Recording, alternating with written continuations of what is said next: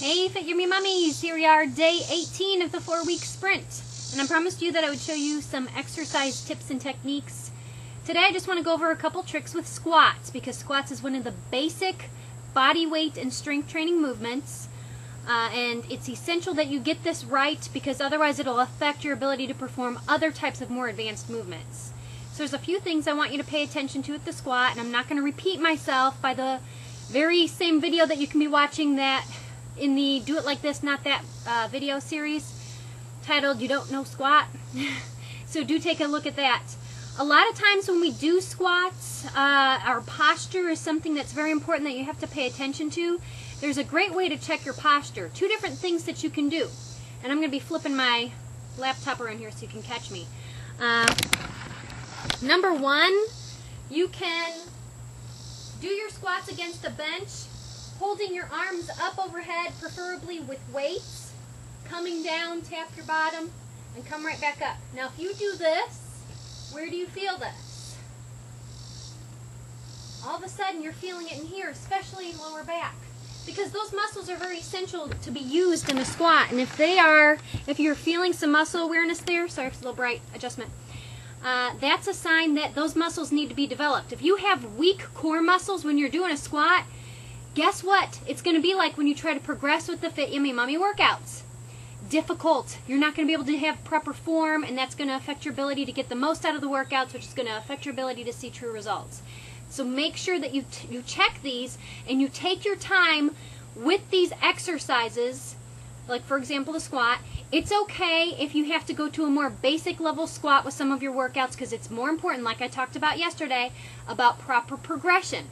Now another way to check your posture is to perform your squat in front of a wall. Since I'm outside, let's see, I'm going to do it against my glass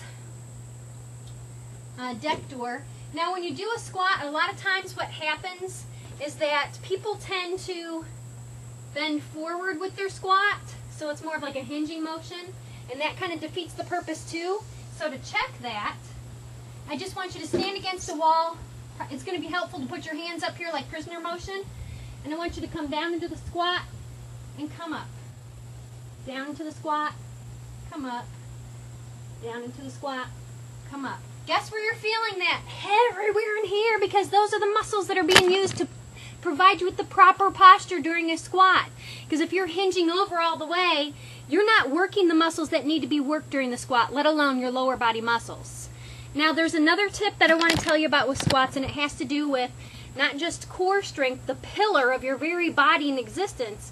It has to do with the ability to get the most out of the lower body portion as well. A lot of times it's very easy to go through the squat motion, just go through the motions, and squats can very easily look like this.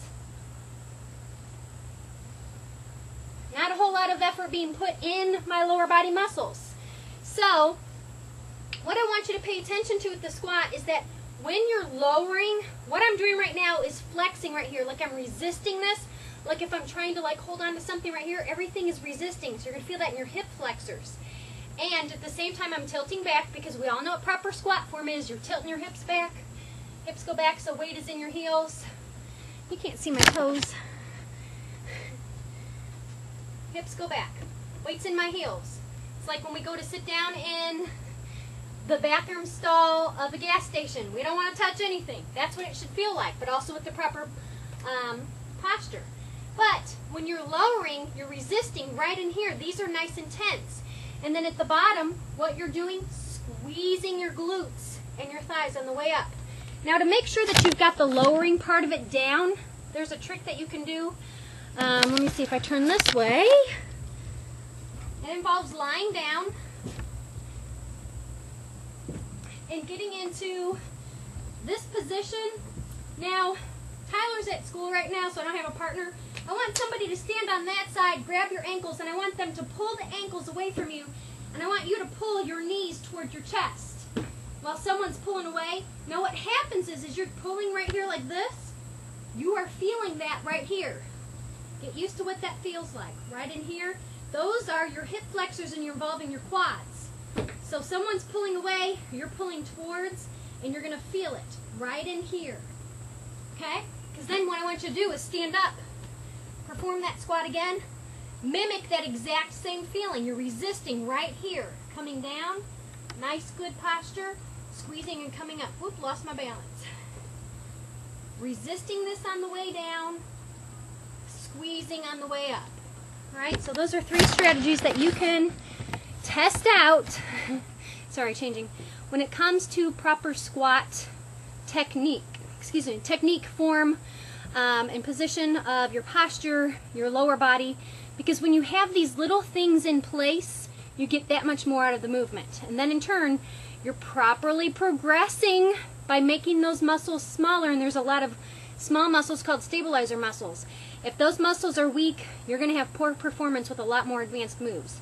Work on these squat techniques, work on your form, do it in front of a mirror, videotape yourself, have somebody else watch you do it, practice these. And it's okay if you have to go back to the basics with squat movements in your workouts. Get it right, and you'll progress much better, and you'll be much more satisfied with your results.